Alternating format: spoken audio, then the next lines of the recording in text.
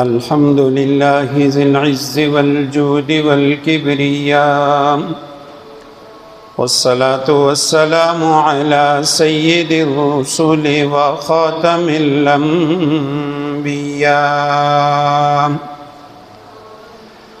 وأشهد أن لا إله إلا الله وحده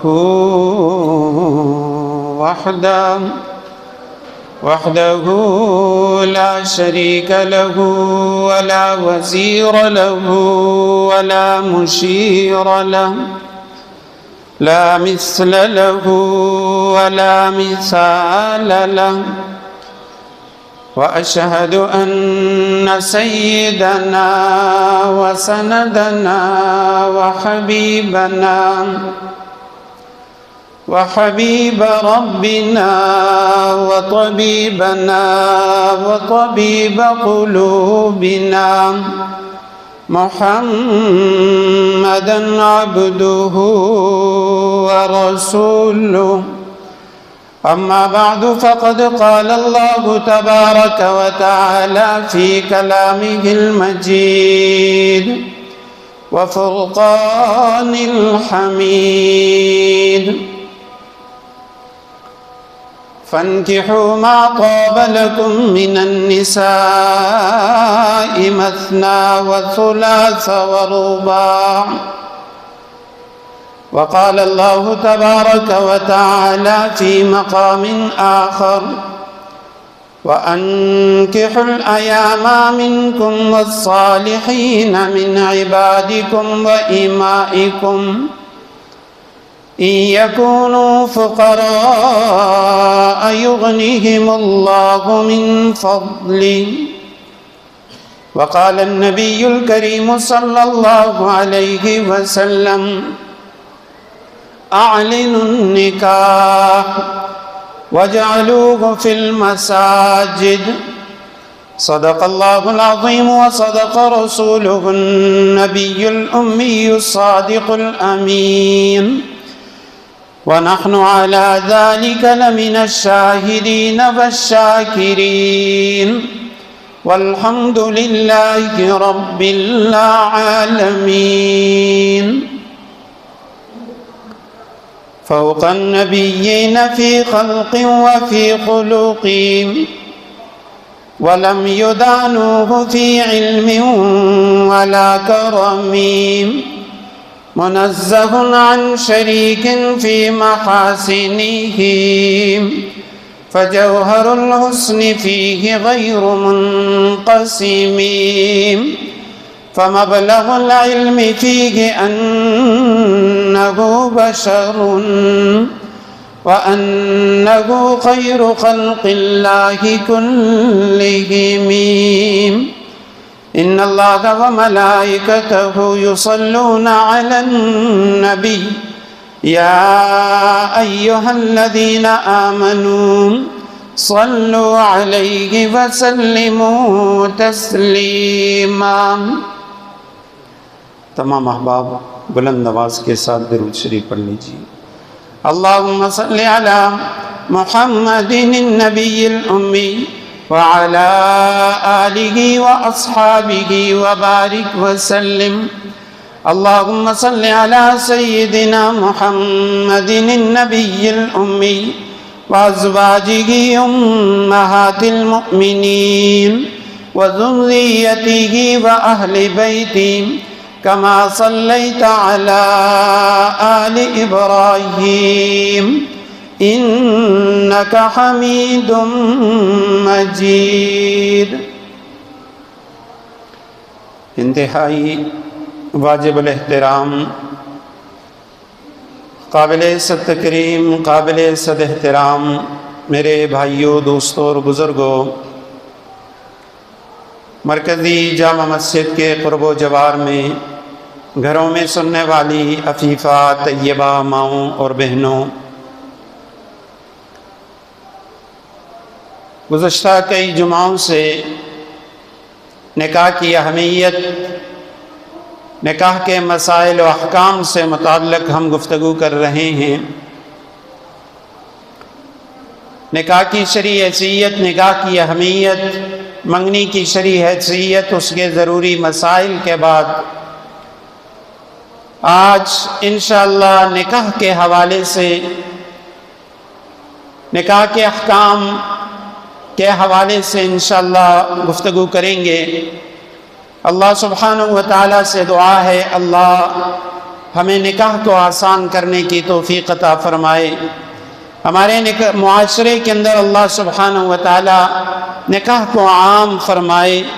جتنے بھی مسلمان لڑکے لڑکیاں بغیر نکاح کے ہیں اللہ انہیں جوڑ کے رشتے عطا فرمائے۔ سب کو نکاح کی سنت زندہ کرنے کی توفیق عطا فرمائے۔ حدیث مبارکہ میں ہے جس شخص کا نکاح ہو جاتا ہے اس کا آدھا ایمان محفوظ ہو جاتا ہے۔ فَلْيَتَّقِ اللَّهَ فِي الْبَاقِي، اسے چاہیے کہ باقی آدھے ایمان کے بارے میں اللہ سے ڈرتا رہے۔ نبی کریم رؤوف الرحیم صلی اللہ علیہ وسلم کے زمانے میں آپ صلی اللہ علیہ وسلم جس نوجوان کو دیکھتے اور اس کے بارے میں علم نہ ہوتا کہ یہ شادی شدہ ہے یا غیر شادی شدہ، نکاح کیا ہے یا نکاح نہیں کیا، نبی کریم صلی اللہ علیہ وسلم فوراً اسے نکاح کی ترغیب دیتے، نکاح کرو۔ کئی ایسی روایات جن میں نبی کریم صلی اللہ علیہ وسلم صحابہ کرام سے پوچھتے ہیں کیا تم نے نکاح کیا ہے؟ اگر وہ جواب دیتے یا رسول اللہ کیا ہے، اچھی بات ہے۔ اگر وہ کہتے یا رسول اللہ میں نے نکاح نہیں کیا، نبی کریم صلی اللہ علیہ وسلم اسے نکاح کا حکم دیتے یا فرماتے میرے صحابہ کرام میں سے فلاں صحابی کی بیٹی جوان ہے، آپ ان کے گھر تشریف لے جائیں، میرا انہیں کہہ دیں کہ نبی کریم صلی اللہ علیہ وسلم نے ہمیں بھیجا ہے اور میں آپ کی بیٹی سے نکاح کرنا چاہتا ہوں۔ صحابہ کرام سعادت سمجھتے کہ نبی کریم صلی اللہ علیہ وسلم کسی کو ہمارے گھر بھیج دیں، میری بیٹی کی رشتے کے لیے نبی کریم صلی اللہ علیہ وسلم کسی نوجوان کا انتخاب کر لیں۔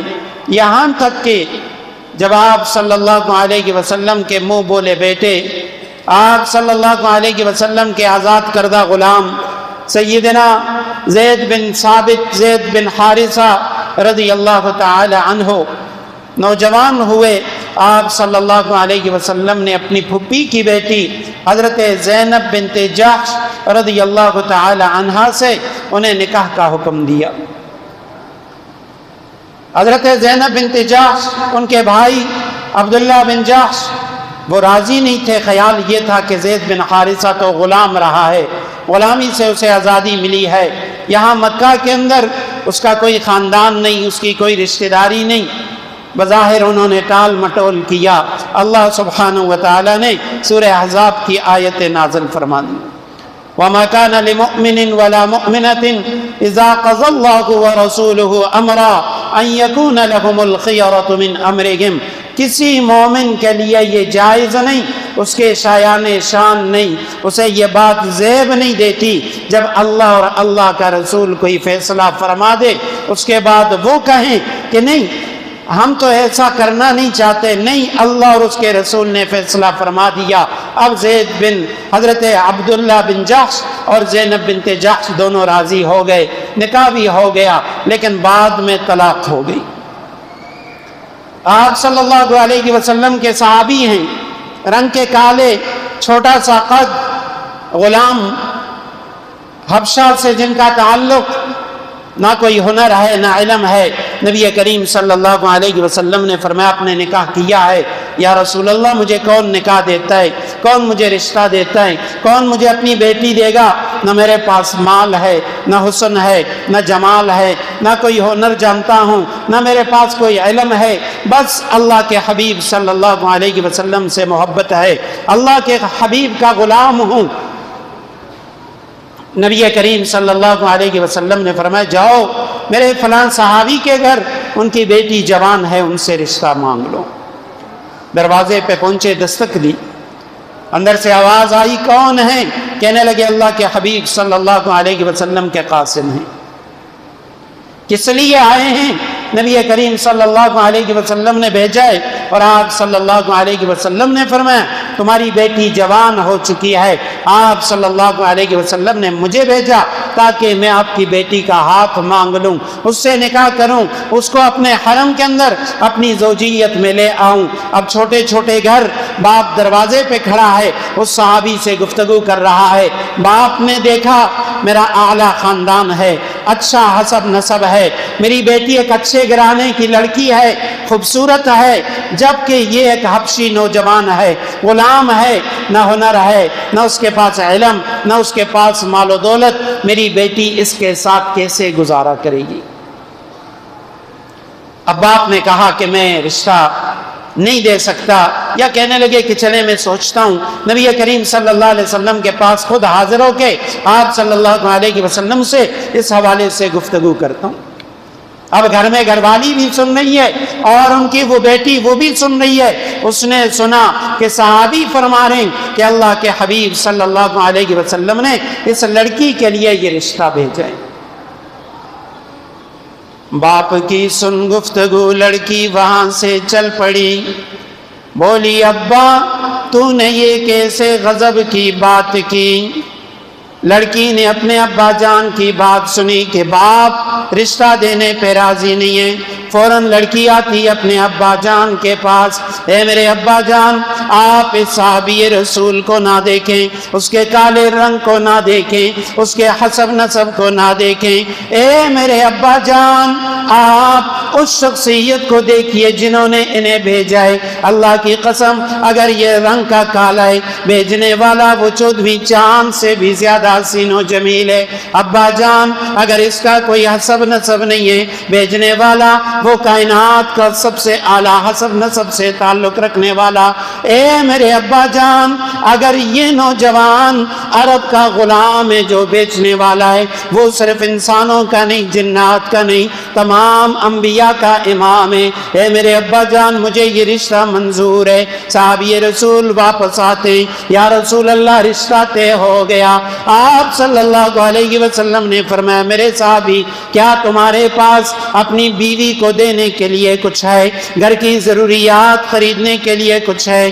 اللہ کے محبوب میرے پاس تو کچھ بھی نہیں ہے۔ یا رسول اللہ میرے پاس تو مال نہیں ہے۔ آپ صلی اللہ علیہ وسلم نے صحابہ سے فرمایا کون ہے جو میرے صحابی کو اپنی گھر والی کے لیے جو ضروریات کی چیزیں ہیں گھر کی ان کے خریدنے کے لیے پیسے دے دے؟ سیدنا عثمان بن عفان رضی اللہ تعالیٰ عنہ کھڑے ہو گئے، یا رسول اللہ اس کی گھر کی جتنی ضرورت ہے وہ میں پوری کروں گا۔ حضرت عثمان رضی اللہ تعالیٰ عنہ نے صحابی رسول کو پیسے دیے، اسے دراہم و دینار دیے، جاؤ بازار سے اپنی دلہن کے لیے چیزیں خریدو، اس کے لیے کپڑے خریدو، گھر کا ساز و سامان خریدو۔ صحابی رسول فرماتے ہیں دوسرے دن میں بازار چلا گیا، اتنا عظیم الشان رشتہ ہو چکا ہے، اعلیٰ خاندان کی لڑکی، وہ نوجوان جس کو کوئی رشتہ دینے کے لیے تیار نہیں تھا، ایسے اعلیٰ خاندان میں رشتہ ہو گیا۔ اب وہ بازار گیا تاکہ ضرورت کی چیزیں خرید لے۔ کہتے ہیں جیسے ہی میں بازار میں گیا گھر کی ضرورت کے لیے چیزیں خریدنا میں نے شروع کی، اتنے میں نے دیکھا ایک آواز لگانے والا آواز لگا رہا ہے، اللہ کے حبیب کے گھڑ سوارو، اے مسلمانوں اللہ کے راستے میں نکلو، کیونکہ اللہ کے حبیب جہاد کے لیے روانہ ہو چکے ہیں۔ وہ صحابی رسول گھر کے لیے اپنی دلہن کے لیے چیزیں خریدنے کے بجائے اس نے اپنے لیے جہاد کا سامان لیا، تلوار لی، ڈال لے کے اللہ کے راستے میں نکل گیا، اور نبی کریم صلی اللہ علیہ وسلم جہاد کے اندر مصروف ہیں، جہاد سے فارغ ہو گئے۔ آپ صلی اللہ علیہ وسلم نے فرمایا میرے صحابہ جاؤ زخمیوں کو دیکھو، ان کے علاج کی فکر کرو، شہیدوں کو جمع کرو تاکہ میں ان کا نماز جنازہ ادا کروں۔ صحابہ کرام فرمانے لگے یا رسول اللہ جتنے بھی شہداء ہیں، جتنے زخمی ہیں سب کو ہم لے آئے، لیکن یا رسول اللہ ایک آپ کا وہ صحابی بھی ہے جن کو کل آپ نے شادی کی ترغیب دی تھی، حضرت عثمان نے مال دیا تھا، وہ اپنی شادی کی تیاریوں کے لیے بازار گئے تھے، یا رسول اللہ وہ بھی میدان جہاد کے اندر آئے۔ آپ صلی اللہ علیہ وسلم نے فرمایا اس صحابی کو میرے پاس نہ لے کے آنا، میں خود چل کے اپنے اس صحابی کے پاس جاؤں گا۔ آپ علیہ السلام تشریف لائے، صحابی رسول گھڑے کے اندر گرے ہوئے شہید ہو چکے ہیں۔ آپ صلی اللہ علیہ وسلم نے یوں انہیں اپنے ہاتھوں کے اندر اٹھایا، اوپر آسمان کو دیکھا، فرمانے لگے میرے پروردگار اللہم ھذا منی وانا منہ، اے اللہ یہ میرا صحابی مجھ سے اور میں اس سے ہوں۔ اے اللہ گویا کہ صحابی نے مجھ پہ اپنی جان کو قربان کر لیا۔ اے اللہ قبر کے اندر جیسا سلوک آپ نے محمد الرسول اللہ سے کرنا ہے وہی سلوک میرے صحابی سے بھی فرما دیجئے۔ آپ صلی اللہ علیہ وسلم نے خود اس صحابی کی نماز جنازہ پڑھائی، خود اس کی قبر کے اندر اترے، اس کی تدفین کے اندر شریک ہو گئے کہ یہ میرے وہ صحابی ہیں جنہوں نے شادی کے اوپر اللہ کے راستے کے جہاد کو ترجیح دے دی۔ تو خیر عرض کرنے کا مقصد یہ ہے کہ نبی کریم صلی اللہ علیہ وسلم نوجوان صحابہ کرام سے پوچھا کرتے تھے آپ نے نکاح کیا یا نہیں کیا؟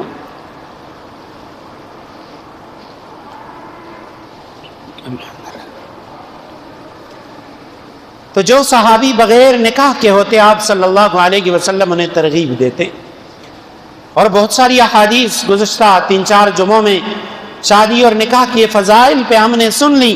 البتہ آج ہم نے آنا ہے احکامات کی طرف۔ سب سے پہلا حکم یہ ہے کہ جب ایک لڑکی اور لڑکے کا رشتہ طے ہو گیا، نکاح کا موقع آ گیا، اب ہم نے نکاح کہاں پہ کرنا ہے؟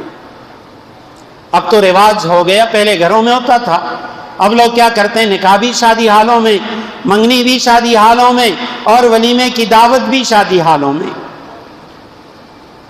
حالانکہ حدیث مبارکہ ہے ان اعظم النکاح برکتاً ایسرہ مؤونہ، سب سے زیادہ مبارک نکاح وہ ہے جس میں جتنے کم اخراجات ہوئے ہوں، مہر بھی مناسب ہو، ولیمہ بھی مناسب ہو، نکاح کے اخراجات بھی مناسب ہوں، یہ سب سے زیادہ برکت والا نکاح ہے۔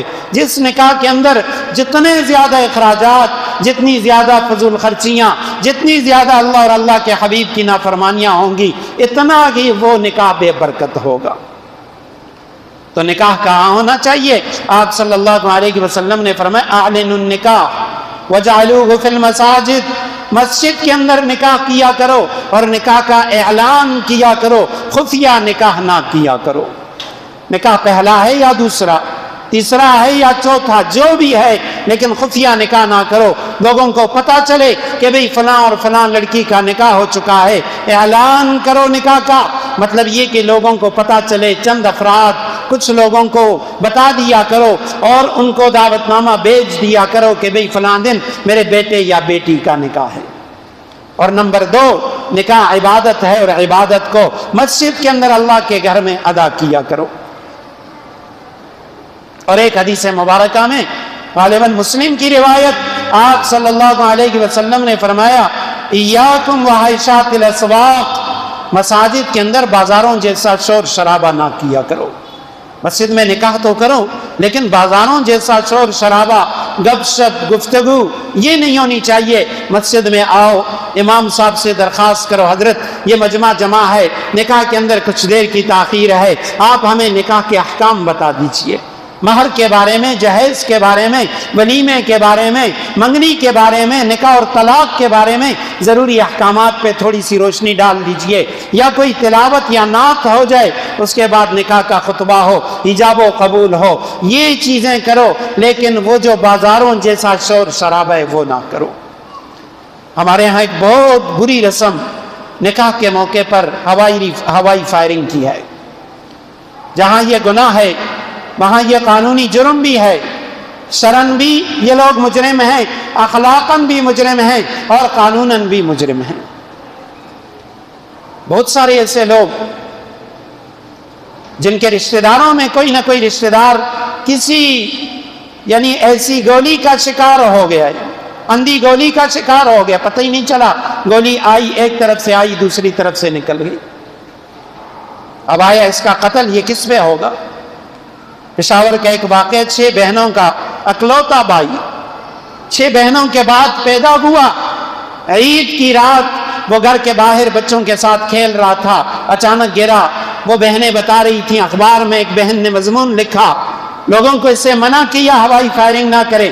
کہتے ہیں ہمارا بھائی جب گرا اٹھا کے ڈاکٹر کے پاس لے کے چلے گئے، ہم نے خیال یہ تھا کہ بھئی شاید یہ گرنے کی وجہ سے سر پہ چوٹ آئی ہے، سر سے خون بہہ رہا ہے، ڈاکٹر کے پاس لے کے چلے گئے۔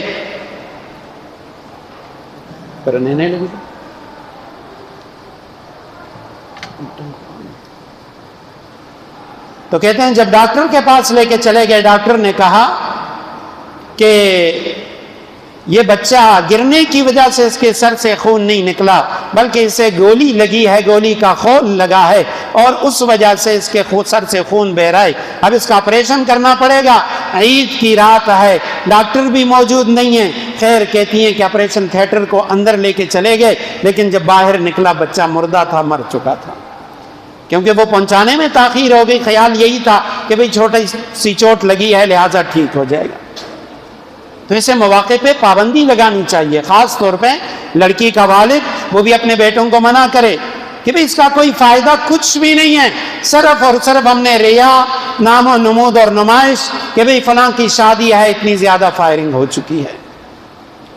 حالانکہ اب یہ کوئی جمع مردی کی بات نہیں ہے، یہ کوئی غیرت کی بات نہیں ہے۔ غیرت کی بات تو یہ ہے آپ کی بیٹی یا بیٹے کا نکاح ہو رہا ہے، آپ اس کو سنت کے مطابق، شریعت کے مطابق کر لیں اور لوگوں کو دکھائیں کہ میں بڑا غیرتی بندہ ہوں اور مجھے اللہ کے حبیب کا طریقہ پسند ہے، اس لیے بیٹے یا بیٹی کی شادی وہ میں نے سنت کے مطابق کی ہے۔ اور دوسری چیز، آیا مسجد میں جمع ہو گئے، اب نکاح کے اندر فرائض کیا ہیں، نکاح کے اندر سنت اعمال کون سے ہیں، اور نکاح کے اندر واجب کیا ہے۔ دو چیزیں نکاح کے اندر فرض ہیں، دو گواہوں کی موجودگی اور ایجاب و قبول، اس کے بغیر نکاح ہوتا ہی نہیں ہے۔ دو مرد بیٹھے ہوئے ہیں میاں بیوی کے علاوہ، اب اگر وہ ایجاب و قبول کر لیتے ہیں، دو گواہوں نے سن لیا، اس کا نکاح ہو گیا۔ یا اگر ایک مرد اور دو خواتین ہیں اور نکاح کرنے والے ہیں، ایجاب و قبول کر لیتے ہیں، ایک مرد دو خواتین سن لیتی ہیں، ان کا نکاح ہو گیا۔ یہ فرض ہے۔ واجب مہر ہے، مہر کا رکھنا واجب ہے، اگر کوئی مہر نہیں رکھے گا تب بھی نکاح ہو جائے گا، لیکن مہر ادا کرنا ضروری ہے، اس خاتون کو مہر مثل ملے گا۔ اور دو چیزیں جو ہیں وہ نکاح کے اندر سنت ہیں، ایک نکاح کے اندر ولیمہ، یہ سنت ہے، اور دوسرا نکاح کے موقع پر خطبہ پڑھنا، یہ سنت ہے۔ اب یہ جو پہلی چیز ہے ایجاب و قبول کسے کہتے ہیں؟ ایجاب و قبول کا معنی یہ ہے کہ ایک طرف والے، جیسے ہمارے یہاں ہوتا ہے، لڑکی والے کہتے ہیں کہ بھئی یہ لڑکی ہم نے آپ کو دے دی، لڑکے نے کہا یا اس کے وکیل نے کہا میں نے قبول کر لی، دونوں میں سے دونوں کا ماضی ہونا یا دونوں میں سے ایک کا ماضی ہونا یہ ضروری ہے کہ بھئی ہم نے لڑکی آپ کو دے دی ہے اور لڑکے نے کہا میں نے قبول کر لی ہے، یا لڑکی ہم نے دے دی تھی، اس نے کہا میں نے قبول کر لی، نکاح ہو جائے گا۔ لیکن ایسے مواقع پہ ہونا تو یہ چاہیے کہ دلہا وہ خود موجود ہو، گھر کے اندر نکاح ہو رہا ہے، گھر کے افراد ہیں، تو پردے کے پیچھے اگر لڑکی بھی بیٹھی ہے اچھی بات ہے، پردے کے پیچھے بیٹھ کے وہ خود ایجاب و قبول کرے۔ ایجاب پہلے جملے کو کہتے ہیں اور قبول دوسرے جملے کو کہتے ہیں۔ ہمارے ہاں ایک انتہائی بری رسم یہ ہے کہ لڑکی سے اجازت جو لی جاتی ہے وہ غیر شرعی طریقے سے لی جاتی ہے۔ نکاح مجلس لگے دلے دے اور آگے موقع میں نے دو کسان بپاسی ہوئی جیزو منگا جنہیں نے اجازت اخلو رازو التلار شی واپس راز شی او بیا ہوئی جی جنہیں منگ لاقبل وکیلان جوڑ کری دی ستا جنہیں سرے تعلق سدے اسم تعلق نشتے یا اخے دے یا ماماز ہوئے دے یا اترز ہوئے دے، وہ دور پار کے رشتہ دار ہوتے ہیں۔ حالانکہ لڑکی سے اجازت لینا باپ لے، اس کا بھائی لے یا اس کا والد لے، باپ، بھائی یا دادا، یہ تین لوگ جو ہیں یہ اس کے ولی ہیں، دادا لے لے یا باپ لے یا اس کا بھائی لے لے۔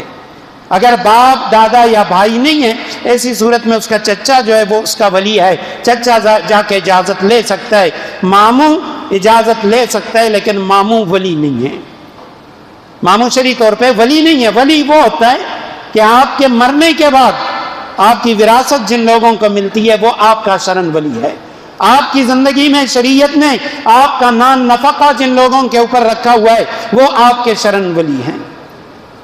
عموماً جنازے کے موقع پہ بعض لوگ، نکاح کے موقع پر تو کسی کو یاد نہیں ہوتا، جنازے کے موقع پہ بعض لوگ کہہ دیتے ہیں کہ جی دا زما زد دے ولیمہ، جنازہ بازہ پڑھا ہوا وہاں۔ بھئی ٹھیک ہے، ولی کو حق ہے وہ جنازہ پڑھائے، لیکن آپ کے والد فوت ہو چکے ہیں، آپ بیٹے ہیں، آپ ولی ہیں، آپ جنازہ پڑھا سکتے ہیں۔ بھائی فوت ہو چکے ہیں، آپ کا باپ زندہ نہیں ہے، اس کے بیٹے نہیں ہیں، آپ ولی ہیں، آپ جنازہ پڑھا سکتے ہیں۔ لیکن اگر آپ کی چچی ہے، آپ کی پھپھی ہے، آپ کی خالہ ہے اور دور پار کا کوئی رشتہ دار ہے، آپ کہیں جنازے کا حقدار میں ہوں، میں ولی ہوں، آپ حقدار نہیں ہیں۔ اور یہ بھی آپ کو اجازت تب ہے کہ جب محلے کا امام وہ آپ سے زیادہ متقی و پرہیزگار نہیں ہے۔ اگر محلے کا امام کسی شخص سے زیادہ متقی پرہیزگار ہے پھر محلے کا امام جنازہ پڑھائے گا۔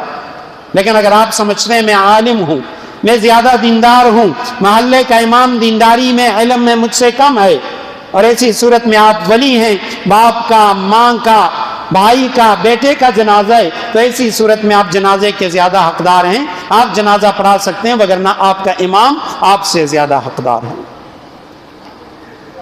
تو ایسی صورت میں ہونا یہ چاہیے۔ پہلی بات تو یہ ہے کہ بچی سے پہلے اجازت لے لی جائے، باپ اجازت لے لے یا چچا اجازت لے لے 2 دن پہلے، 3 دن پہلے کہ بھئی فلاں دن آپ کا نکاح ہے اور میں آپ کی طرف سے وکیل ہوں، وہ کہہ دے ٹھیک ہے آپ میری طرف سے وکیل ہیں، اجازت ہو گئی۔ اب اس کے اوپر گواہ بنانا ضروری نہیں ہے، بہتر تو یہی ہے کہ 2 بندے ہوں، ان کی موجودگی میں لڑکی کہہ دے آپ میرے ولی ہیں، لیکن اگر لڑکی نے اکیلے ہی کہہ دیا آپ میری طرف سے آپ کو اجازت ہے آپ نکاح پڑھا دیں، اب نکاح کی مجلس میں دوبارہ وہاں جا کے لڑکی سے اجازت لینے کی ضرورت نہیں ہے، اور نہ اس بات کی ضرورت ہے کہ واپس آ کے پھر وہ کہے کہ جی میں فلاں ہوں۔ ہمارے لوگوں کو تو پتہ بھی نہیں ہوتا کہ شاہد کسے کہتے ہیں۔ شاہد کے معنی ہوتے ہیں گواہ۔ اگر کوئی چیز شادو ما شادو ہے ما فلانے کو ما، یہ فضول چیز ہے، شرن اس کا کوئی وہ نہیں ہے۔ شرن یہی ہے آپ نے اجازت لے لی، آپ آ کے بیٹھیں اور بس نکاح پڑھایا جائے گا، آپ لڑکی کی طرف سے وکیل ہو گئے۔ لیکن یاد رکھیں ماموں کا بیٹا، بہنوئی، سالہ وغیرہ وغیرہ یہ جتنے بھی رشتے ہیں یہ ایسے لوگوں کو نہیں بھیجنا چاہیے۔ باپ جائے، اس کا بھائی جائے، اس کا دادا جائے، یہ لوگ نہیں ہے، اس کا چچا چلا جائے، چچا بھی نہیں ہے تو ماموں چلا جائے، لیکن باقی کیونکہ یہ ان کے لیے محرم ہے، ان سے نکاح نہیں ہو سکتا۔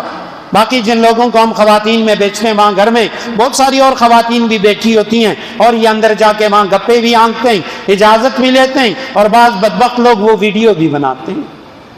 اور یہی چیز فوتگی کے موقع پر بھی ہوتی ہے۔ فوتگی کے موقع پہ کیا ہوتا ہے کہ اب جس وقت چارپائی اٹھائی جاتی ہے میت کی، کہتے ہیں امام صاحب کو کہ جی راضی دن دعا بکو، امام کو بھی لے آتے ہیں اور ساتھ بہت سارے محلے کے دیگر افراد وہ سارے آ کے اندر دعا کرتے ہیں، حالانکہ شرن اس دعا کی کوئی اصل نہیں ہے، کوئی ثبوت نہیں ہے، یہ دعا ثابت ہی نہیں ہے۔ گھر کے جو افراد ہیں وہ چلے جائیں، دل میں دعا کر کے میت کو اٹھائیں اور باہر لے کے آئیں۔ جب آپ گھر سے باہر لے آتے ہیں پھر کوئی اجنبی ہے، اپنا ہے، جو بھی ہے، وہ میت کی چارپائی کو ہاتھ لگا سکتا ہے، کندھا دے سکتا ہے، چاہے میت وہ مرد کی ہے یا عورت کی ہے۔ خیر، ایجاب و قبول، لڑکی کی طرف سے جو پہلا جملہ ہوتا ہے وہ ایجاب، اور لڑکے کی طرف سے جو جملہ ہوتا ہے اس کو قبول کہتے ہیں۔ 1 مرتبہ ضروری ہے، 2 یا 3 مرتبہ کرنا ضروری نہیں ہے۔ بہتر یہ ہے کہ 2 مرتبہ ہو جائے تاکہ اگر پہلے مرتبہ کوئی کمی رہ گئی، غلطی ہو گئی، دوسری مرتبہ وہ غلطی ختم ہو جائے گی۔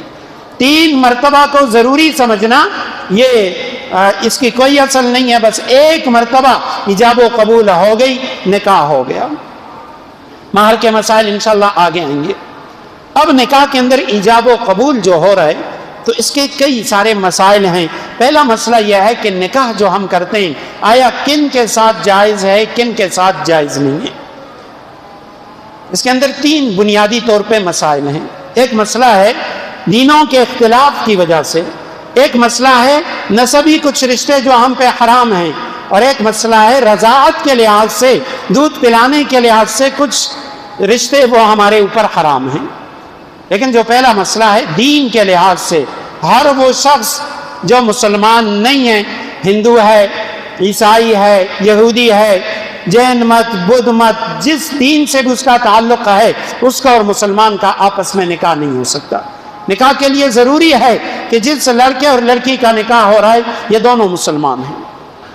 البتہ اگر کسی مسلمان لڑکے کا نکاح اہل کتاب لڑکی سے ہو رہا ہے، کسی یہودی یا عیسائی لڑکی سے ہو رہا ہے، لیکن وہ لڑکی یا لڑکا اصل عیسائی یا یہودی ہیں، اللہ کو ماننے والے، اللہ سبحانہ و تعالیٰ کو رب ماننے والے، موسیٰ علیہ السلام یا عیسیٰ علیہ السلام کو ماننے والے، ایسے اگر لوگ ہیں، ایسی صورت کے اندر اس لڑکے کا رشتہ یہودی لڑکی یا عیسائی لڑکی سے جائز ہے، تاہم بہتر نہیں ہے۔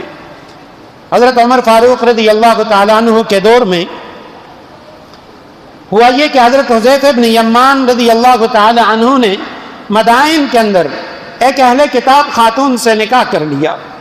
حضرت عمر رضی اللہ تعالیٰ عنہ کو پتہ چلا، انہوں نے فرمایا اس کو طلاق دو۔ امیر المومنین کیا ان سے نکاح ناجائز ہے؟ فرمایا نہیں، نکاح تو ناجائز نہیں ہے، لیکن آپ مسلمانوں کے بڑے ہیں، یہ نکاح بہتر نہیں ہے اگر آپ کریں گے، کل کو بہت سارے دیگر مسلمان بھی کریں گے، یہودی خواتین، عیسائی خواتین مسلمانوں کے گھروں کے اندر آئیں گی، کل ان کی جو اولادیں وہ یہودی یا عیسائی بن جائیں گی۔ بامر مجبوری یا اگر لڑکی مسلمان ہو گئی اور وہ کہتی ہے میں اسلام قبول کرنا چاہتی ہوں، یا اسلام قبول نہ کرے لیکن اس سے آپ کو خطرہ نہیں ہے کہ ہماری اولاد وہ یہودی یا عیسائی نہیں بنے گی، ایسی صورت میں نکاح کرنا جائز ہے۔ تاہم اگر لڑکی مسلمان ہے اور لڑکا وہ عیسائی یا یہودی ہے، اس کا نکاح بالکل جائز نہیں ہے۔ اسی طرح جو کٹر شیعہ ہیں، ایسے شیعہ جو حضرت علی کرم اللہ وجہہ کو حضرات انبیاء کرام علیہ الصلوات والتسلیمات سے اوپر کا درجہ دیتے ہیں، یا اپنے اماموں کے بارے میں کہتے ہیں کہ ہمارے امام یہ انبیاء سے بھی افضل ہیں، یا قرآن میں تحریف کے قائل ہیں، یا عائشہ صدیقہ رضی اللہ تعالیٰ عنہ پہ تہمت لگاتے ہیں، ایسے اہل تشیع کے ساتھ بھی مسلمانوں کا نکاح نہیں ہو سکتا۔ آگے ایک اور مسئلہ، بعض لوگ کیا کرتے ہیں، فون پہ نکاح کر دیتے ہیں۔ فون پہ نکاح کا مطلب یہ ہے لڑکا کہیں اور ہے، لڑکی کہیں اور ہے، ویڈیو کال کے ذریعے نکاح کر رہے ہیں، شرعاً یہ نکاح جائز نہیں ہے۔ نکاح کے لیے ضروری ہے لڑکا اور لڑکی دونوں یا ان دونوں کے وکیل وہ ایک ہی مجلس کے اندر موجود ہوں۔ مثلا لڑکا امریکہ کے اندر ہے، یہاں پاکستان میں اس کا نکاح ہو رہا ہے، اب انہوں نے کیا کیا، لڑکے نے اپنے باپ یا اپنے بھائی کو یا اپنے ماموں کسی کو وکیل بنا دیا کہ بھئی فلاں لڑکی سے میرا نکاح ہو رہا ہے، آپ میرے نکاح کے وکیل ہیں۔ اب لڑکی کا وکیل وہ بھی اس مجلس میں موجود ہے، لڑکے کا وکیل بھی موجود ہے، یہ نکاح کرتے ہیں، یہ نکاح جائز ہے۔ لیکن فون پہ اس طرح کا نکاح کہ لڑکا کسی اور جگہ پہ لڑکی کہیں اور یہ ایجاب و قبول کر رہے ہیں، یہ نکاح جائز نہیں ہے۔ نکاح کے اندر یہ بھی ضروری ہے کہ ایجاب و قبول زبانی ہو، صرف تحریری طور پہ لکھ دینے سے نکاح نہیں ہوتا۔ لڑکے نے لکھ لیا، لڑکی نے لکھ لیا، سائن کر لیے، فارم فل کر لیا، یہ نکاح نہیں ہے۔ نکاح کے لیے ضروری ہے آپ زبان سے اس کے اوپر تلفظ کریں گے، ایجاب و قبول کریں گے۔ ہمارے ہاں ایک اور مسئلہ بھی ہے، بہت سارے لوگ وہ کورٹ میرج کر دیتے ہیں، عدالت میں جا کے نکاح کرتے ہیں۔ آیا یہ عدالت کے اندر نکاح ہوتا ہے یا نہیں ہوتا؟ اللہ سبحانہ و تعالی ہم سب کی حفاظت فرمائے۔ آج بعض گھرانے تو ایسے ہیں والدین کو علم تک نہیں ہے، ان کے بیٹے اور بیٹی کا نکاح ہو چکا ہے۔ پچھلے دنوں ایک لڑکی کا فون آیا، میں اسکول میں بیٹھا ہوا، باقی اساتذہ بھی تھے، انہوں نے کہا جی آپ سے میں ایک مسئلہ پوچھنا چاہتی ہوں۔ میرے شوہر نے کہا کہ آپ مولانا صاحب سے یہ مسئلہ پوچھیں۔ میں نے کہا شوہر خود پوچھ لے، کہنے لگی نہیں وہ سامنے آنا نہیں چاہتا، اور اس نے کہا جی آپ پوچھیں مسئلہ کیا ہے۔ کہنے لگی کہ جی میرے شوہر نے مجھے 3 طلاقیں دی ہیں، یہ جملہ کہا ہے، اب آیا ہمارا نکاح باقی ہے یا نکاح باقی نہیں ہے۔ میں نے ان کو مسئلہ بتا دیا، لیکن اچانک اللہ تعالیٰ نے ذہن میں ڈال دیا۔ میں نے اس سے پوچھا کہ آیا آپ کا صرف نکاح ہوا ہے یا رخصتی ہو چکی ہے، اور رخصتی کے بعد اس نے آپ کو 3 طلاقیں دیں؟ وہ لڑکی کہنے لگی جی ابھی تک ہماری رخصتی نہیں ہوئی، صرف نکاح ہوا ہے اور اس کے بعد اس نے طلاق دے دی۔ میں نے کہا یہ تو عجیب مسئلہ ہے، آپ اپنے والد صاحب کو بھیجیں اور ہم انہیں فتویٰ لکھ کے دے دیں گے کسی دارالافتاء سے کہ بھئی آیا یہ اصل صورتحال کیا ہے۔ وہ لڑکی کہنے لگی کہ جی میرے والدین یا لڑکی کے والدین میں سے کسی کو پتہ نہیں ہے، ہم نے عدالت میں جا کے خفیہ نکاح کیا ہے۔ میں نے کہا کوئی طلاق نہیں ہوتی، وجہ یہ ہے کہ عدالت کے اندر جا کے خفیہ نکاح کرنا یہ نکاح نہیں ہے۔ علماء نے لکھا عدالت میں جو نکاح کیا جاتا ہے کورٹ میرج وہ تب نکاح ہے، اس کے لیے شرائط ہیں۔ ایک لڑکا اور لڑکی عدالت چلے گئے، اب وہاں پہ وکیل نے کہا ٹھیک ہے جی میں آپ دونوں کا نکاح کروا دیتا ہوں، فیس لے کے اس نے فارم کے اوپر لکھ لیا، تحریر لکھ لی، دونوں سے سائن کروا لیے۔ اب چونکہ صرف تحریر سے نکاح منعقد نہیں ہوتا، انہوں نے اس طرح کا نکاح کیا، یہ نکاح جائز نہیں ہے۔ نمبر 2، تحریر بھی لکھ لی اور ایجاب و قبول بھی کر لیا، لڑکی سے پوچھا ہاں کیا کہتی ہو، اس نے کہا مجھے یہ لڑکا پسند ہے، میں اس سے نکاح کرنا چاہتی ہوں، اپنا آپ اس کے نکاح میں دینا چاہتی ہوں۔ لڑکے نے کہا جی مجھے قبول ہے، مجھے منظور ہے۔ اب ایسی صورت میں تحریر بھی ہو گئی اور زبانی تلفظ بھی ہو گیا، ایجاب و قبول بھی ہو گیا، لیکن اب اس میں بھی مسئلہ ہے۔ امام مالک رحم اللہ، امام احمد بن حنبل رحم اللہ، امام شافعی رحم اللہ، یہ حضرات کہتے ہیں اگر انہوں نے والدین کی اجازت کے ساتھ وہاں عدالت میں گئے نکاح کیا ہے تو نکاح ہو چکا ہے، اگر والدین کی اجازت نہیں ہے یہ نکاح تب بھی نہیں ہوا۔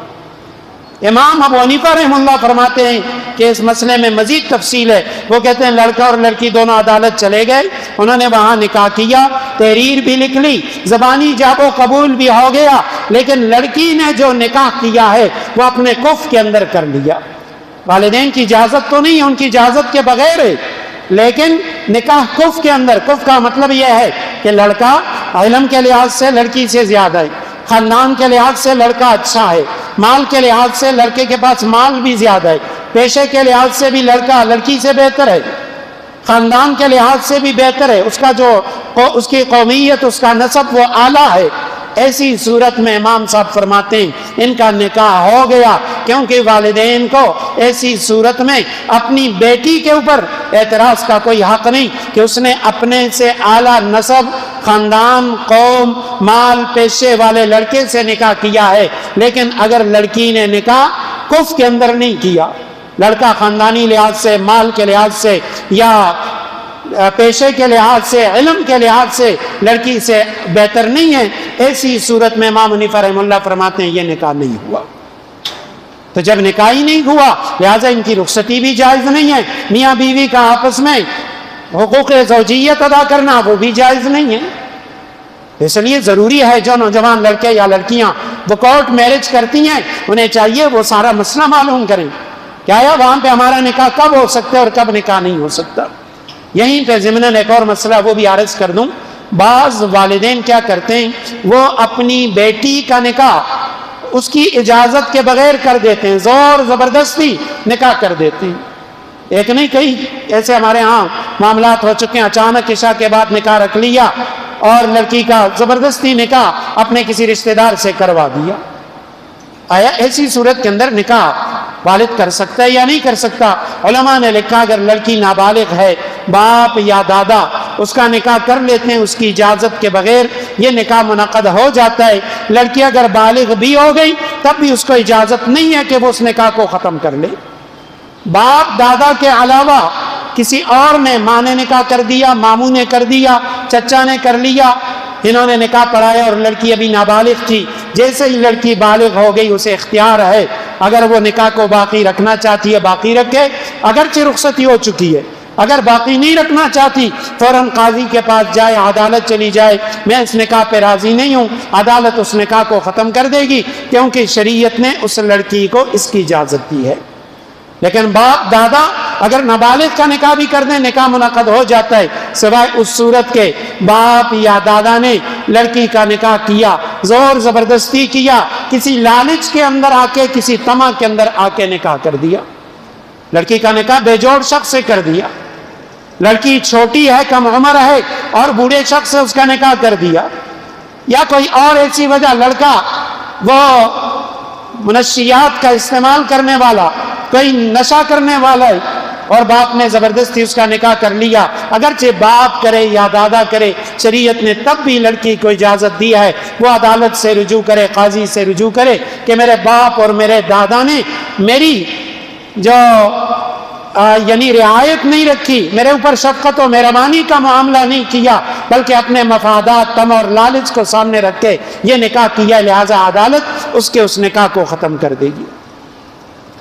ایک اور مسئلہ وہ بھی عرض کر دیتا ہوں وہ یہ کہ جو خنثی ہیں، ہجڑا خواجہ سرا، اس سے کسی کا نکاح نہیں ہو سکتا، نہ مرد کا نکاح ہو سکتا ہے نہ عورت کا نکاح ہو سکتا ہے۔ جیسے لڑکوں کا نکاح ناجائز، خواتین کا آپس میں نکاح ناجائز، اسی طرح خواجہ سرا اور مرد کا، خواجہ سرا یا عورت کا نکاح ناجائز ہے۔ ہاں اتنی بات ضرور ہے کہ آج ہمارے معاشرے میں بے غیرتی اتنی زیادہ ہو چکی ہے، بہت سارے مرد وہ اپنے آپ کو خواجہ سرا ثابت کرتے ہیں، اور وہ کیا کرتے ہیں، کلین شیو ہو کے خواتین کی طرح بڑے بڑے بال، خواتین کی طرح اپنی جسامت، خواتین کی طرح لباس پہن کے وہ کیا کرتے ہیں کہ ڈانس پارٹیاں بھی کرتے ہیں، بازاروں میں بھی گھومتے ہیں اور لوگوں سے پیسہ بٹورتے ہیں۔ یاد رکھیں یہ جو لوگ ہیں، مرد اس کو تو گھر میں چھوڑنے کی اجازت ہی نہیں ہے، وہ تو آ ہی نہیں سکتا، اور اگر کبھی اپنے علاقے میں دیکھیں اس کو فوراً پکڑیں کہ بھی تم ایک مرد ہو کے علاقے کے اندر بے حیائی پھیلا رہے ہو، بہت سارے گھروں کے اندر جا رہے ہو، حالانکہ نبی کریم صلی اللہ علیہ وسلم نے اصل جو خواجہ سرا ہوتا ہے اس کو بھی گھر میں داخل ہونے سے منع فرمائے۔ حضرت ام سلمہ رضی اللہ تعالیٰ عنہ فرماتی ہیں میرے بھائی عبداللہ ابن امیہ وہ میرے پاس بیٹھے ہوئے تھے اور نبی کریم صلی اللہ علیہ وسلم جہاد کے لیے گئے تھے، ایک علاقے کو فتح کر رہے تھے۔ ہمارے پاس ایک خواجہ سرا وہ آیا اور میرے بھائی سے کہنے لگا اگر یہ علاقہ فتح ہو جائے تو تم فلاں سردار کی بیٹی کو اپنے قبضے میں لے لینا، وہ تمہاری لونڈی ہوگی۔ اور پھر کہنے لگی وہ خاتون یوں ہے یوں ہے یوں ہے، اس خاتون کی اس نے تعریفیں شروع کی۔ نبی کریم صلی اللہ علیہ وسلم نے سنا، آپ صلی اللہ علیہ وسلم نے فرمایا لوگو یاد رکھو آج کے بعد کبھی یہ خواجہ سرا تمہارے گھروں کے اندر داخل نہ ہو۔ ان کا ایک یعنی جو بہت بڑی برائی وہ یہ بھی ہے، باقی برائیوں کے ساتھ ساتھ یہ گھروں کے اندر جاتے ہیں اور لڑکے اور لڑکیوں کے آپس میں تعلقات بناتے ہیں، لڑکوں سے پیسے لے کے کہ بھئی فلاں گھر کے اندر فلاں لڑکی ہے، اس سے آپ میرا تعلق بنائیں، اس کا رابطہ نمبر مجھے دیں۔ یہ لڑکے سے پیسے لے کے ان گھروں میں جا کے ان لڑکیوں کے ساتھ دوستی بنا کے ان کے نمبر لے کے اور اس طریقے سے یہ بے حیائی کا کام کرتی ہیں۔ تو جہاں ان سے نکاح جائز نہیں ہے وہیں پہ ان کی حوصلہ شکنی کرنی چاہیے۔ اگر کسی محلے میں ہے آپ ان سے کہیں کہ بھئی آپ گھر میں بیٹھے رہیں، آپ کا نام نفقہ ہم آپ کو دیں گے لیکن یہ بے حیائی نہ کریں، تو جیسے اس کا نکاح جائز نہیں ہے اسی طرح اس کو گھر کے اندر آنے کی بھی اجازت نہیں ہے۔ اور خاص طور پہ پھر جو مرد، یہ اگی کا ایک تھا، ایک مرتبہ ہم گاڑی میں آ رہے تھے تو کچھ نوجوان اس کے ساتھ باتیں کر رہے تھے، ایک شخص نے کہا کہ بھئی آپ اسے کیوں تنگ کرتے ہیں؟ دوسرے نے کہا کہ جی دادی اگائے دے دے سلور زامن یا لونا دی اور دے بغیرت چکندے صرف پیسوں نہ پارے دا کر گئی، پیسوں کے لیے اس نے یہ خواتین کی شکل بنائی ہوئی ہے۔ تو خواجہ سرا اس سے یعنی نکاح جو ہے وہ کسی نہ مرد کا ہو سکتا ہے نہ عورت کا ہو سکتا ہے۔ اچھا اسی طرح ایک اور مسئلہ بھی عرض کر دوں، یہ جو جن ہیں جن سے انسان کا نکاح جائز نہیں ہے، بعض لوگ کہہ دیتے ہیں وہ جی اگر فلانے اگر جنی سرے نکاح کرو، اگر کوئی کر بھی لے، کوئی عامل ہے اور اس نے جنات کو تابع کیا، کسی جنی سے نکاح کر لیا، شرعاً ناجائز اور حرام ہے، کیونکہ اللہ سبحانہ وتعالیٰ نے جن کی انسان سے شادی اور انسان کو جن سے نکاح کرنے کی اجازت نہیں دی۔ اور اسی طرح بعض اوقات یہ ہوتا ہے کہ بھی نکاح کے اندر کوئی لڑکا ایسا ہوتا ہے وہ کسی اور نے لیا ہوا ہے، لے پالک ہے، ایڈاپٹ کیا ہوا ہے، اب جب نکاح خواہ اس کا نام پوچھتا ہے کہتے ہیں جی فلاں بن فلاں، حالانکہ باپ کا نام غلط ہوتا ہے، اس کے اصل باپ کا نام نہیں ہوتا، کیونکہ وہ کسی اور نے لیا، پالا پوسا بڑا کیا۔ اب نکاح کا موقع ہونا تو یہ چاہیے اس کا نام اور اس کے اصل والد کا نام لیا جائے، لیکن انہوں نے کیا کیا کہ والد کے بجائے کسی اور کا نام لے لیا۔ علماء کہتے ہیں چونکہ مجلس والے جو گواہ ہوتے ہیں ان کو علم ہوتا ہے کہ اسی لڑکے کا نکاح ہو رہا ہے، اس لیے نکاح جائز ہے۔ نکاح ہو رہا ہے اور نکاح کے دوران اگر نکاح خوان نے کیا کیا، بجائے اسی لڑکی جس کا نکاح ہو رہا ہے اس کا نام لینے کے بجائے کسی اور کا نام لے لیا۔ لڑکی کا نام مثلا سمینہ تھا اور اس نے سمینہ کے بجائے بسینہ کہہ دیا، یا سمینہ کے بجائے نورینہ کہہ دیا، کچھ اور نام لے لیا۔ علماء نے لکھا ہونا تو یہی چاہیے دوبارہ اس کی تصحیح کرے، لیکن اگر تصحیح نہیں کی، گواہوں کو علم تھا کہ جی فلاں شخص کی فلاں بیٹی کا نکاح فلاں لڑکے سے، اور لڑکے کو بھی علم ہے، لڑکے کے وکیل کو بھی علم ہے اسی لڑکی کا نکاح ہو رہا ہے، تو ایسی صورت میں بھی نکاح درست ہے، دوبارہ لوٹانے کی ضرورت نہیں ہے۔ اب آگے کچھ اور مسائل ہیں نکاح کے اندر چلیں ابھی عرض کر دیتا ہوں کیونکہ آگے کچھ ضروری مسائل و آئندہ جمعہ آئیں گے. نکاح کے موقع پر جو سنت کام ہے، ایک خطبہ ہے، دوسری چیز وہ چھہارے پھینکنا ہے. یہ سنت آج ختم ہو چکی ہے. مٹھائی تو بانٹتے ہیں لیکن چھہارے نہیں پھینکتے. ہونا یہ چاہیے نکاح کی مجلس ہے آپ چھہارے لے آئیں، کھجور لے آئیں، اور امام صاحب سے کہہ دیں کہ بھئی نکاح کے بعد بطور سنت کے آپ ان کھجوروں کو یوں لوگوں کے درمیان پھینک دیں. اس طرح منتشر پھینکنا یہ نبی کریم صلی اللہ علیہ وسلم کی سنت ہے. اگر ساتھ کوئی مٹھائی بھی لاتا ہے مٹھائی بھی لے آئے، لیکن اس سنت پہ ضرور عمل کریں. تیسری سنت ولیمہ ہے، اور انشاءاللہ ولیمہ، جہیز، مہر کے ضروری مسائل، کم از کم مہر کتنا ہونا چاہیے، اور مہر کے دیگر مسائل آئندہ جمعہ انشاءاللہ عرض کریں گے.